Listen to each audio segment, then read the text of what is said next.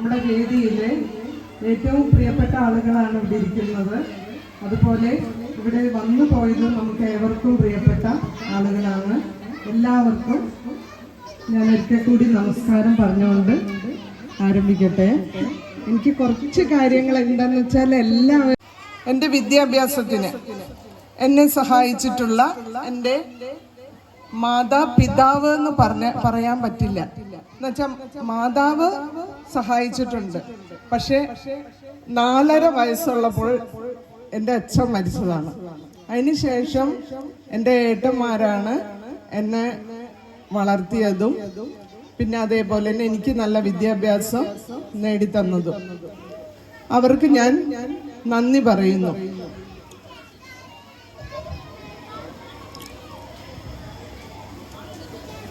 അതുപോലെ തന്നെ എൻ്റെ കുടുംബാംഗങ്ങൾ,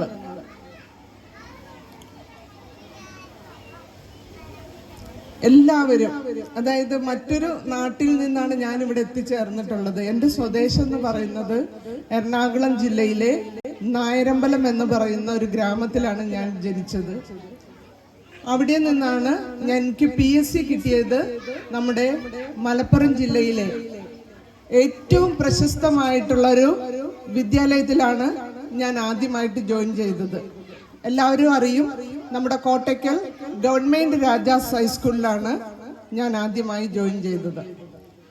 അവിടെ എന്ന് പറഞ്ഞാൽ എല്ലാവർക്കും അറിയാം, ഒരു സാംസ്കാരിക കേന്ദ്രമാണ് നമ്മുടെ രാജാസ് എന്ന് പറയുന്നത്. ഒട്ടനവധി പ്രഗത്ഭരായിട്ടുള്ള അധ്യാപകരും വർക്ക് ചെയ്യുന്ന ഒരു വിദ്യാലയം. അവിടെ വർക്ക് ചെയ്യാൻ കിട്ടിയ എൻ്റെ അവസരം എന്ന് പറയുന്നത്, എന്നിലെ പല കഴിവുകളും അതിനെ പൊടി തട്ടിയെടുക്കാനായിട്ട് അവിടെ നിന്നാണ് എനിക്ക് സാധിച്ചത്. എന്നെ ഒരു മകളെ പോലെയാണ് അവർ സ്നേഹിച്ചത്. അവിടെ ഞാൻ ജോലി ചെയ്തുകൊണ്ടിരിക്കുന്ന അവസരത്തിലാണ് എനിക്ക് ഈ തേഞ്ഞിപ്പലത്തു നിന്നുള്ള ഒരു വിവാഹാലോചന വരുന്നത്. അപ്പോൾ അവിടെ നിന്ന് ഇങ്ങനെ എൻ്റെ സഹപ്രവർത്തകരായിട്ടുള്ള പിതൃതുല്യരായിട്ടുള്ള പത്മനാഭൻ മാഷും മറ്റുമാണ് ഇവിടെ വന്ന് അന്വേഷിച്ച് അങ്ങനെ ഈ വിവാഹം നടക്കാനായിട്ടുള്ള ഇടവന്നത്. എന്തുകൊണ്ടും ഞാൻ ഭാഗ്യം ചെയ്ത ആളാണെന്ന് തന്നെ പറയും. ഇപ്പൊ എല്ലാവരും പറഞ്ഞു മിനി ടീച്ചറിന് നല്ല ഭാഗ്യമുണ്ടെന്ന്. ഇത്രയും നല്ലൊരു വേദിയിൽ ഒരു യാത്രയപ്പ് കിട്ടാന്ന് പറയുന്നത് തന്നെ നല്ലൊരു എന്താണ് ഭാഗ്യമാണെന്നാണ് പറഞ്ഞത്. അതുപോലെ തന്നെയാണ് എനിക്ക് എൻ്റെ ഭർത്താവും അതേപോലെ എൻ്റെ മക്കളും. ഞാൻ എന്ത് ആഗ്രഹിക്കുന്നുവോ അതിനെല്ലാം എൻ്റെ ഒപ്പം കൂടെ നിന്ന് എന്നെ ഇത്രത്തോളം എത്തിച്ചിട്ടുള്ളത് അവരാണ്. എന്തിനും സപ്പോർട്ടാണ്. എത്ര നേരം വൈകിയാലും, അതുപോലെ കുട്ടികൾക്ക് വേണ്ടിയിട്ട് എന്ത് പരിപാടി ആസൂത്രണം ചെയ്യുന്നതിലും അവർക്ക് വേണ്ടി ചെയ്യുന്നതിലും ഒരു മടിയും അവര് കാണിക്കാറില്ല. അതിനെല്ലാം എനിക്ക് വേണ്ട സർവ്വവിധ പിന്തുണയും ഇതുവരെ തന്നിട്ടുണ്ട്. എന്നെ പഠിപ്പിച്ചിട്ടുള്ള ഗുരുനാഥന്മാരെയും ഞാൻ ഈ അവസരത്തിൽ ഓർത്തു പോവുകയാണ്. ഓരോ ഗുരുനാഥനുമാണ് നമുക്ക് അവരുടെ ഒരു നമ്മൾ പറയും 3 അക്ഷരം എന്ന് പറഞ്ഞാൽ ആ ഗുരുത്വം നമ്മൾ ഏറ്റുവാങ്ങിയാലാണ് നമുക്ക് മുന്നോട്ടുള്ള ജീവിതം നമ്മുടേത് നന്നാവുകയുള്ളൂ എന്ന് പറയും. അതേപോലെ അവരുടെ എല്ലാം ഒരു ഗുരുത്വവും എനിക്ക് ലഭിച്ചിട്ടുണ്ടെന്നാണ് ഞാൻ വിചാരിക്കുന്നത്. എൻ്റെ സേവനകാലം എന്ന് പറയുന്നത് 93-ൽ PSC കിട്ടിയിട്ടാണ് ഞാൻ രാജാസിൽ വന്നതെന്ന് പറഞ്ഞു. അതിനു മുമ്പ് ഞാൻ രാജാസിൽ തന്നെ വർക്ക് ചെയ്തിട്ടുണ്ട്. അപ്പോൾ അവർക്ക് പ്രത്യേക ഒരു താല്പര്യമായിരുന്നു മിനി ടീച്ചർ അവിടെ തന്നെ ജോയിൻ ചെയ്യണം എന്നുള്ളത്. അങ്ങനെയാണ് ഞാൻ അവിടെ തന്നെ വീണ്ടും ജോയിൻ ചെയ്ത് പിന്നെ അവിടെ ഒരു 5 വർഷത്തോളം ഞാൻ വർക്ക് ചെയ്തു. പിന്നീട് അവിടെ നിന്ന് തൃക്കുളം സ്കൂളിലേക്കാണ് മാറിയത്. അവിടെ ഏകദേശം ഒരു 2-3 മാസക്കാലമേ ഞാൻ വർക്ക് ചെയ്തിട്ടുള്ളൂ. വീണ്ടും ഞാൻ പഠിക്കൽ സ്കൂളിലേക്ക് വന്നു. പഠിക്കൽ സ്കൂളിൽ എനിക്കൊരു 5 വർഷക്കാലം ജോലി ചെയ്തു.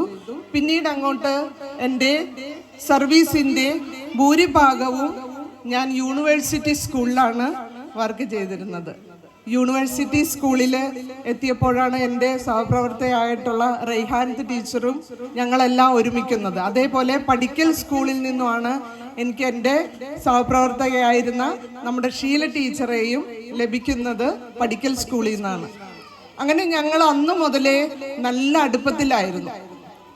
പിന്നെ എൻ്റെ ഒരു സ്വഭാവം എന്ന് പറയുന്നത്, എനിക്ക് എല്ലാവരും വേണം എപ്പോഴും. എനിക്ക് ഒറ്റയ്ക്ക് ഇരുന്നിട്ടുള്ള ഒരു കാര്യം ചെയ്യാൻ എനിക്ക് ഇഷ്ടമല്ല. അതുപോലെ ഇവിടെ നിന്നാണെങ്കിലും ഭക്ഷണം കഴിക്കണ സമയത്ത് എല്ലാവരും കൂടി ഉണ്ടെങ്കിൽ ഞാൻ ഭക്ഷണം കഴിക്കും.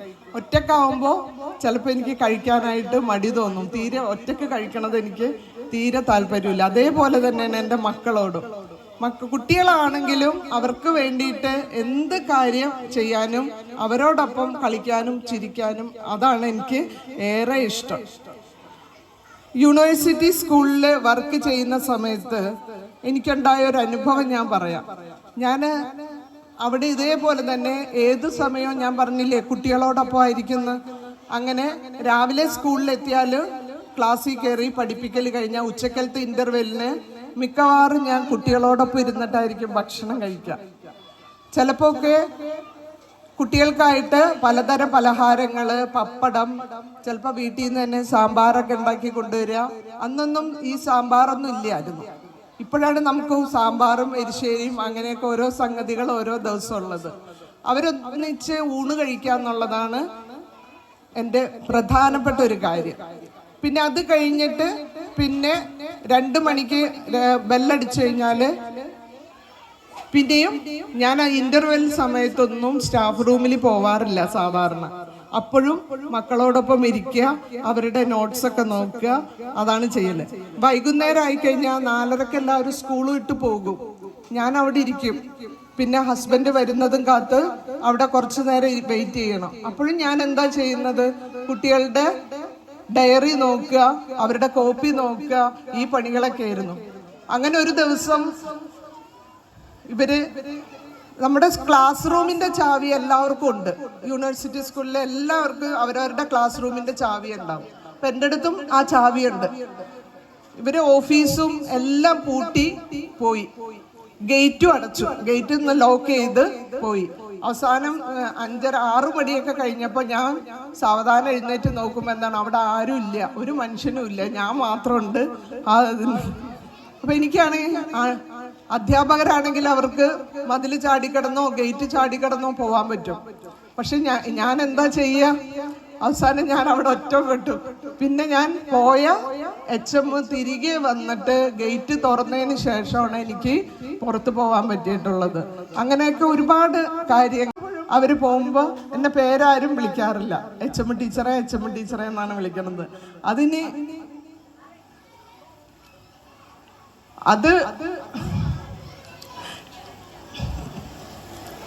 അതുപോലെ തന്നെ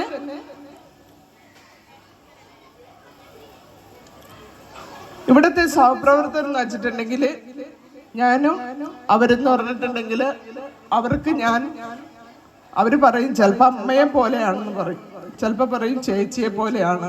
അങ്ങനെ ഒരു സഹോദരി തുല്യരായിട്ടും ഒരമ്മയായും എല്ലാമാണ് ഞാൻ അവരുടെ മുന്നിൽ നിലനിന്നിട്ടുള്ളത്.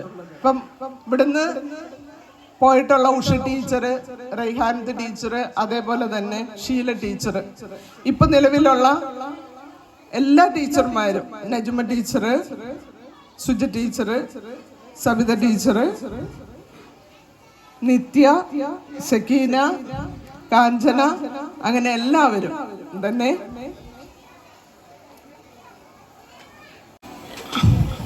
അവരുടെ നമുക്ക് എന്തെങ്കിലും ആയിട്ട് മാനസിക പ്രശ്നങ്ങളോ അല്ല എന്തെങ്കിലും ഒരു വിഷമമൊക്കെ ഉണ്ടെങ്കിൽ നമ്മൾ സ്കൂളിൽ വന്നാൽ ഈ കുട്ടികളായിട്ട് ഇടപഴകുമ്പോൾ നമ്മളൊന്നും തന്നെ വീട്ടുകാര്യം ഒന്നും ആലോചിക്കാറില്ല.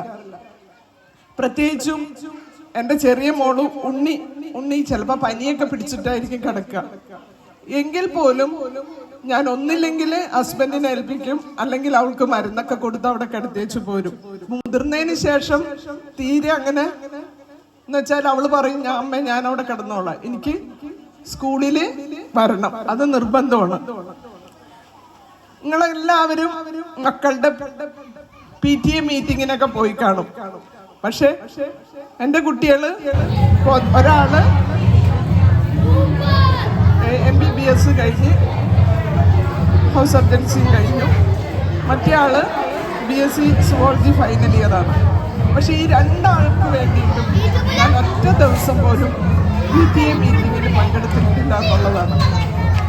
അങ്ങനെയൊക്കെ ചെയ്യുമ്പോൾ സദാ ഞാൻ എൻ്റെ മക്കളോട് നീതി പുലർത്തിയിട്ടില്ല എന്നെനിക്ക് തോന്നാറുണ്ട്. പക്ഷെ ഞാൻ എപ്പോഴും പങ്കെടുക്കാതിരുന്നിട്ടില്ല. എന്ന് വെച്ചിട്ടുണ്ടെങ്കിൽ PTA മീറ്റിങ്ങിൽ പോയിട്ട് എല്ലാവർക്കും വേണ്ടിയിട്ടും മക്കൾക്ക് വേണ്ടിയിട്ടും ആ സ്കൂളിലെ എല്ലാ കാര്യങ്ങൾക്ക് വേണ്ടിയിട്ടും എൻ്റെ ഹസ്ബൻഡ് സംസാരിക്കുമായിരുന്നു. അപ്പൊ അതെനിക്കൊരു ധൈര്യമായിരുന്നു. മക്കൾക്ക് വേണ്ടിയിട്ട് അദ്ദേഹത്തിനാണ് ഞാൻ പറഞ്ഞു വിടാറുള്ളത്. ഇപ്പോഴും എനിക്ക് ധാരാളം ലീവുണ്ട്. എന്നുവെച്ചാൽ ഒരു അസുഖം വന്നാൽ പോലും ഞാൻ ലീവ് എടുക്കാറില്ല. ആകെയുള്ള കാഷ്വൽ ലീവുകൾ മൊത്തം ബാക്കി വരാറാണുള്ളത്. ഒരു വർഷമാകുമ്പോൾ 15 കാഷ്വൽ ലീവ് ഉണ്ട്, 20 ഹാഫ് പേ ലീവ് ഉണ്ട്. ഇപ്പോഴും ഒരുപാട് ലീവുകൾ, അതായത് ഏകദേശം ഒരു വർഷത്തോളം നമുക്ക് എടുക്കാൻ പറ്റുന്ന തരത്തിലുള്ള ലീവ് എനിക്കിപ്പോഴും ബാക്കിയുണ്ട്. അപ്പൊ ഈ സർവീസില് ഞാൻ ഈ സർവീസ് കഴിഞ്ഞു പോകുമ്പോൾ ശരിക്കും പറഞ്ഞാൽ ആ ലീവൊക്കെ നമുക്ക് നഷ്ടപ്പെടുകയാണ്. എന്നുവെച്ചാൽ നമ്മൾ ഈ കാലയളവില് ലീവ് എടുക്കണം. ഞാൻ ലീവിന്റെ കാര്യം പറഞ്ഞപ്പോ എൻ്റെ പ്രിയപ്പെട്ട അധ്യാപകര് പറഞ്ഞത്, ടീച്ചർ ഇനി ലീവ് എടുക്കണ്ട, ഇനി കുറച്ച് നാളല്ലേ ഉള്ളൂ, ഞങ്ങൾക്ക് ഒപ്പം ടീച്ചർ എന്നും ഇവിടെ ഉണ്ടാവണം. അതനുസരിച്ചിട്ട് എനിക്ക് എന്തെല്ലാം ആവശ്യങ്ങളുണ്ടെങ്കിലും ചിലപ്പോ ഉച്ചക്കാണെങ്കിലും ഞാൻ ഇവിടെ ഓടിയെത്താറുണ്ട്. പണ്ടേ മുതലുള്ള ശീലമാണ് എനിക്ക് ലീവ് എടുക്കുന്നത് ഇഷ്ടമല്ല എന്നുള്ളത്. അതുകൊണ്ട് ഇനിയിപ്പോ ഏപ്രിൽ 30 വരെ ഞാൻ ലീവൊന്നും എടുക്കാനായിട്ട് ഉദ്ദേശിക്കുന്നില്ല. ഇവരോടൊപ്പം അതേപോലെ തന്നെ കുട്ടികളോടൊപ്പം ഈ ദിവസങ്ങളിൽ ചെലവഴിക്കണമെന്നാണ് ഞാൻ ആഗ്രഹിക്കുന്നത്. പിന്നെ നമ്മുടെ സ്കൂളിന്റെ കാര്യം എല്ലാവരും പറഞ്ഞില്ലേ, ഞാൻ വളരെ ഒരു ചെറിയ തീപ്പൊരി മാത്രമേ ഞാൻ ഇവിടെ കൊളുത്തിയിട്ടുള്ളൂ. ബാക്കി എല്ലാം ചെയ്യേണ്ടത് നിങ്ങളാണ്. നിങ്ങളോട് എനിക്ക് ആ ഒരു അഭ്യർത്ഥനയാണുള്ളത്. എന്ന് വെച്ചാല് എനിക്കറിയാം നമ്മുടെ സ്കൂൾ എന്ന് പറഞ്ഞാല് എല്ലാത്തിൻ്റെയും നടുവിലാണ്. Saint Paul's Velimukku school, Puthur school, UPS നെയ്നിപ്പല, എല്ലാം GLPS കാരണം നമ്മുടെ ഇവിടെ വരുന്ന കുട്ടികളൊക്കെ എന്ന് പറഞ്ഞാൽ ഒരു 90% സാധാരണ കുടുംബത്തിൽ നിന്ന് വരുന്ന മക്കളാണ്. അപ്പൊ അവർക്ക് പഠിക്കാനും എല്ലാം നമ്മുടെ ഈ സ്കൂള് നിലനിന്ന് പോവുക എന്നുള്ളത് ഏറ്റവും വലിയ കാര്യമാണ്. അപ്പൊ അതിനെ വളർത്തിക്കൊണ്ട് വരേണ്ടത് നിങ്ങൾ ഓരോരുത്തരുടെയും ഉത്തരവാദിത്വമാണ്.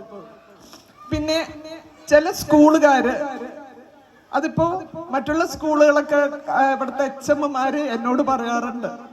ഇപ്പൊ ഒരു 2 UP സ്കൂളുകാരുടെ HMമാർ എന്നോട് സ്വന്തമായിട്ട് പറഞ്ഞതാണ്, ടീച്ചറെ അവര് അങ്ങനെ പറഞ്ഞു നടക്കണ്, ചായപ്പീടിയയിൽ ചെന്ന് പറയുന്നു നമ്മുടെ സ്കൂള് മോശമാണെന്ന്, ഇവരിങ്ങനെ പറയുന്നു. അതായത് പരസ്പരം പറയുകയാണ്. അങ്ങനെ എന്നോട് നേരിട്ട് പറഞ്ഞിട്ടുണ്ടത്. അതേപോലെ നമ്മുടെ സ്കൂളിനെ കുറിച്ചും അതുപോലെ ചില അപവാദങ്ങൾ ചിലർ പറയുന്നുണ്ട്. പക്ഷെ അതൊന്നും യാഥാർത്ഥ്യമല്ല എന്നുള്ളത് ഞാൻ പറയുകയാണ്. ഇവിടെ നമ്മുടെ കുട്ടികളെ പഠിപ്പിക്കാൻ വരുന്നത് തികച്ചും ആത്മാർത്ഥതയുള്ള ടീച്ചർമാരാണ്.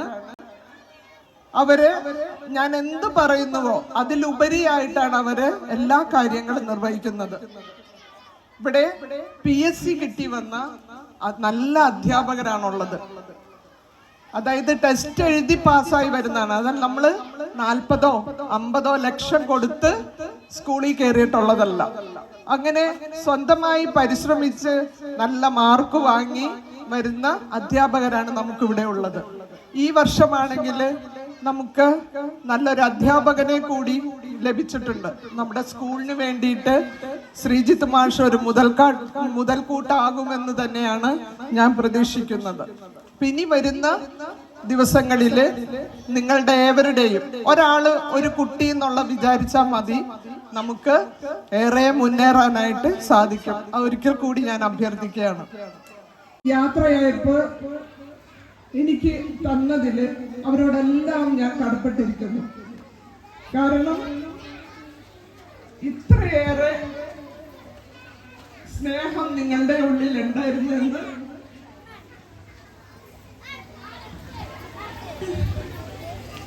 ഈ ചടങ്ങിലൂടെ എനിക്ക് മനസ്സിലാക്കാൻ കഴിഞ്ഞു.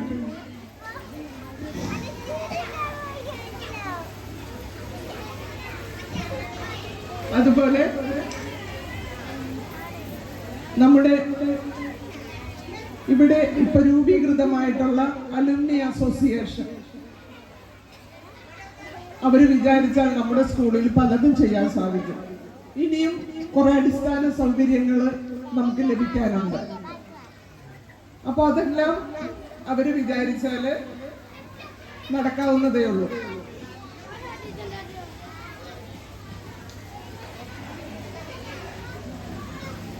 അതായത് ഞാൻ ഈ പറയുന്നത് എല്ലാവരും തമാശയായിട്ട് എടുക്കരുത്, സീരിയസ് ആയിട്ട്. എന്നുവെച്ചാൽ ഒരു നാടിന്റെ സ്പന്ദനമാണ് നമ്മുടെ ഈ സ്കൂൾ എന്ന് പറയുന്നത്. 110 വർഷത്തെ പാരമ്പര്യമുള്ള സ്കൂളാണ്. അത് നിലനിന്ന് പോവുക എന്നുള്ളത് തകർക്കാനായിട്ട് പലരും നോക്കും. പക്ഷെ അതിലൊന്നും ആരും പോയി വീഴരുത്. നമ്മുടെ സ്കൂളിനെ വളർത്തിക്കൊണ്ടുവരാം. അങ്ങനെ ഒരു അഭ്യർത്ഥനയാണ് എനിക്കുള്ളത്. അപ്പൊ ഈ അലൂമിനി അസോസിയേഷൻ വിചാരിച്ചാൽ നമ്മുടെ ഇവിടെ നിന്ന് പോയിട്ടുള്ള പലരും ഗൾഫ് നാടുകളിലും എല്ലാം വർക്ക് ചെയ്യുന്നുണ്ട്. പല പ്രഗത്ഭരായ വ്യക്തികളുണ്ട്. അവർക്കൊക്കെ നമ്മുടെ കുട്ടികളെ സഹായിക്കാൻ കഴിയും. ഈ കുട്ടികളെ സഹായിക്കുക എന്ന് പറയുന്നത് എന്നെ സംബന്ധിച്ചിടത്തോളം ഏറ്റവും പുണ്യകർമ്മമായിട്ട് നിങ്ങൾ കണക്കാക്കണം എന്നാണ് പറയുന്നത്. ഞാൻ പറഞ്ഞില്ലേ, ഒരു 2-3% മാത്രമേ ഡോക്ടർമാരുടെയോ എഞ്ചിനീയർമാരുടെയോ അധ്യാപകരുടെയോ കുട്ടികളുള്ളൂ ഇവിടെ. വിരലിലെണ്ണാവുന്ന കുട്ടികൾ. ബാക്കി എല്ലാ കുട്ടികളും നമ്മുടെ ഈ ചുറ്റുപാട് നിന്നും വളരെ സാധാരണ കുടുംബത്തിൽ നിന്നും വരുന്ന കുട്ടികളാണ്. എങ്കിലും ഇവിടുത്തെ ടീച്ചർമാരുടെ എല്ലാവരുടെയും ശ്രമഫലമായിട്ട് ഞാൻ വന്നതിന് ശേഷം മുടങ്ങാതെ ഇവിടെ LSS നേടാനായിട്ട് കഴിഞ്ഞിട്ടുണ്ട്. അതേപോലെ LSS കോച്ചിങ് ഉണ്ട്, സ്പോക്കൺ ഇംഗ്ലീഷ് ക്ലാസ് ഉണ്ട്. കുട്ടികൾക്ക് എന്തെല്ലാം ആവശ്യമാണ്, ഇനി നിങ്ങളുടെ എല്ലാം അഭിപ്രായം പറഞ്ഞാൽ മതി. എന്തെല്ലാം മാറ്റങ്ങൾ വരുത്തണം, നമ്മുടെ PTA-യിൽ നിങ്ങൾ ജനറൽ ബോഡിയിൽ പങ്കെടുക്കുക. നിങ്ങൾ നല്ല നിർദ്ദേശങ്ങൾ വെക്കുക. നിങ്ങളുടെ നിർദ്ദേശങ്ങൾക്കനുസരിച്ചിട്ട് നമ്മുടെ അധ്യാപകരും അതേപോലെ ഇവിടുത്തെ PTA-യും എല്ലാം ചേർന്ന് ഈ സ്കൂളിനെ നമുക്ക് വളരെ വളരെ ഉയരത്തിൽ എത്തിക്കണം എന്നാണ് എൻ്റെ ആഗ്രഹം. ഇവിടെ നിന്ന് പോയാലും ഞാൻ തൊട്ടടുത്ത് തന്നെയാണുള്ളത്.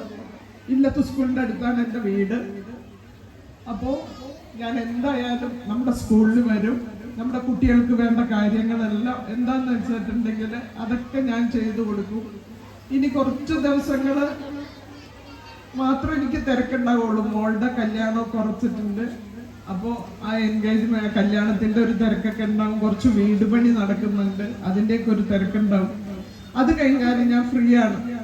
എപ്പോൾ വിളിച്ചാലും ഞാൻ സ്കൂളിൽ എത്തിച്ചേരും. സ്കൂളിന് വേണ്ടിയിട്ട് ഞാൻ പ്രയത്നിക്കുന്നതാണെന്നുള്ളത് ഉറപ്പ് തരുകയാണ് ഞാൻ നിങ്ങൾക്ക് വേണ്ടി.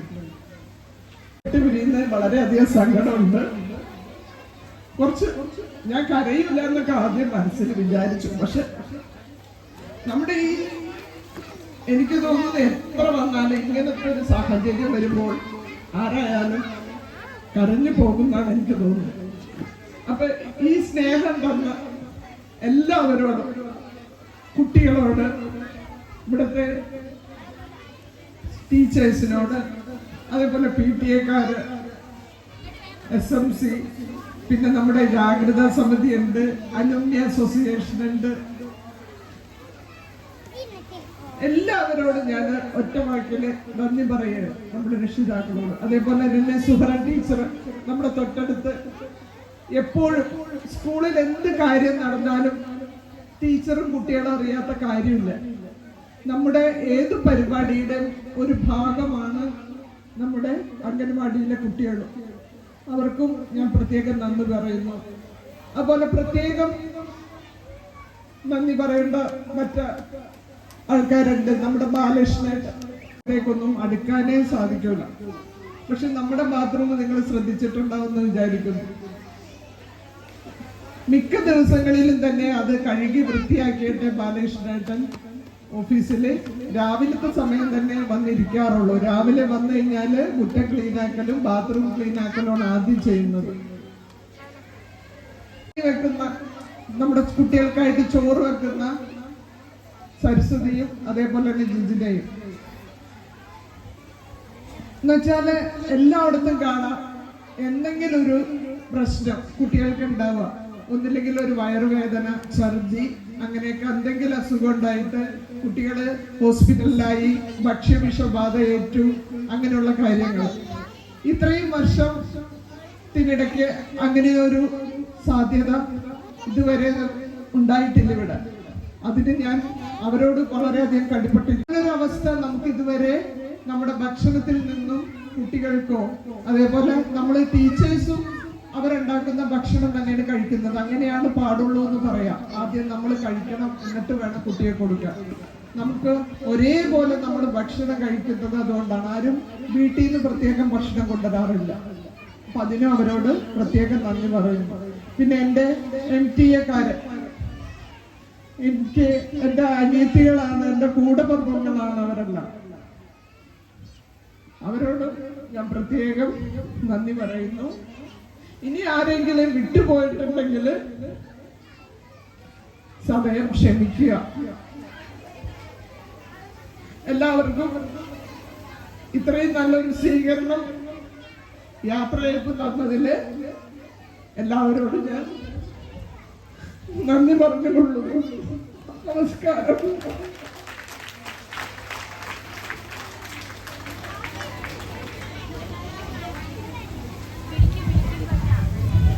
ഇനി ഒരു 3 ഉപഹാര സമർപ്പണമുണ്ട്.